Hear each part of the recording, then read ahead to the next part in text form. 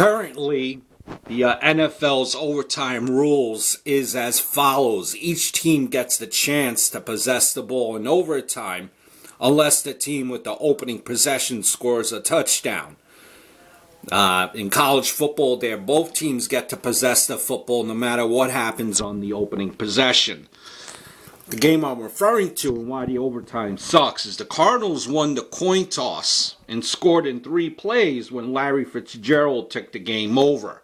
The game ended as soon as Fitzgerald scored on a short pass, and we never got to see if Aaron Rodgers could drive the Packers and force a tie.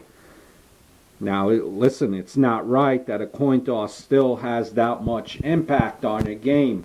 Keep in mind, for the Packers to get into overtime, they basically connected on 2 Hail Marys to a wide receiver in Janis that coming into this game had only four catches all year.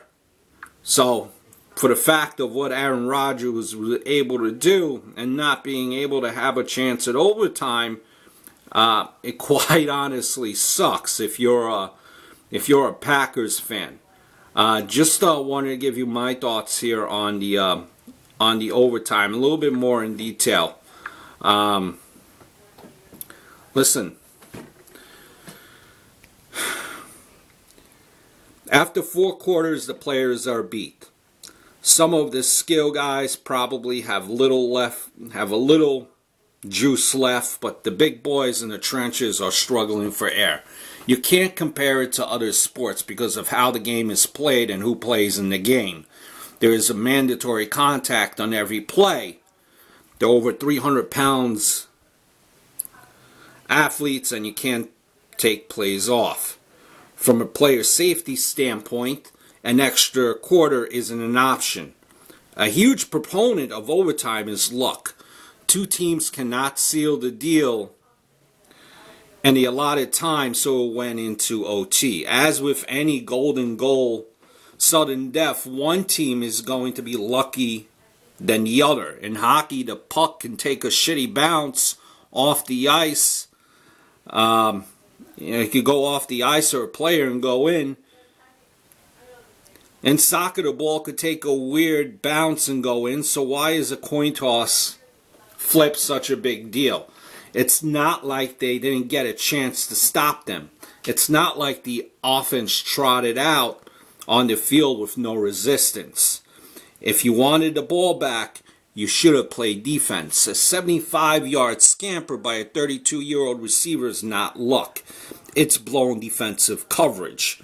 A drop pick on that same receiver running the fade is not luck. And that's just the shitty ball skills by the corner. A TD via shovel pass to the exact same receiver isn't luck. It's poor penetration. It's poor penetration by the big boys up front. Let's say the defense holds and they get a field goal. That game isn't over. Aaron Rodgers gets another shot. There's no guarantee he scores. It's just speculation and what-if statements. Here's my advice to teams that don't like overtime. Don't go to overtime. Yes, it's shitty what happened, but I really don't see another way what could be done. Unless, and this is just a random thought out there, which I don't think will even have much merit to it. OT maybe should be a continuous 10-minute extra quarter. If the score is tied at the end of the OT quarter, the game is a tie. In the playoffs, the second OT and any OTs needed after the first OT quarter should be sudden death and be something like 7 or 8 minutes long. The current OT rules in the NFL don't feel intuitive at all. The old OT sudden death rule was terrible, and the new OT system is only marginally better. I don't get why, out of all the major sports in this country, the NFL has the worst OT rules. It's just my thought on how I would correct it, but I don't think it really makes any sense at the end of the day. Something that won't stick.